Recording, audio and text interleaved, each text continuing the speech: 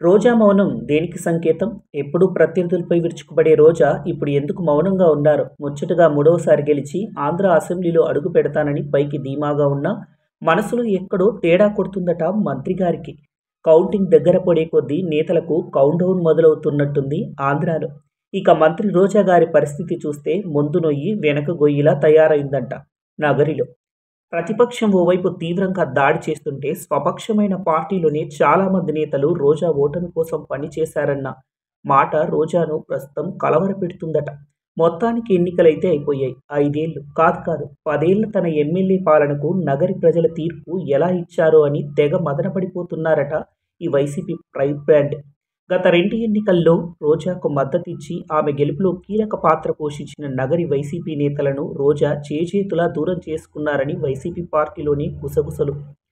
ఎవరైతే గెలిపించి అసెంబ్లీకి పంపారో వారే ఇప్పుడు ఓటమి కోసం గట్టిగా పనిచేస్తున్నారన్న టాక్ వినిపిస్తుంది నగరిలో. ఇవన్నీ పరిణామాలు టీడీపీ పార్టీకి అనుకూలంగా తయారయ్యాయట. అలాగే గత 2 ఎన్నికల్లో ఓడిపోయిన సానుభూతి, చంద్రబాబు ఉచిత హామీలు, వైసీపీ పైన ప్రత్యేకంగా రోజా పైన ఉన్న వ్యతిరేకత ఈసారి టీడీపీ పార్టీకి కలిసొస్తుందన్నట్టు టీడీపీ నేతలు ధీమాగా ఉన్నారు. మరి నగరి ప్రజల తీర్పు ఎలా ఉండబోతుంది? తన అనుచరగణంతో ప్రచారంలో దూసుకు వెళ్లారు వైసీపీ ఎమ్మెల్యే రోజా.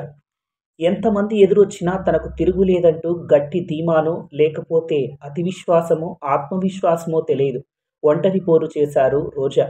మొత్తానికైతే ఆంధ్ర ఎన్నికల సంగ్రామం ముగిసింది. ఫలితాలు ఈవీఎంలలో నిక్షిప్తమయ్యాయి.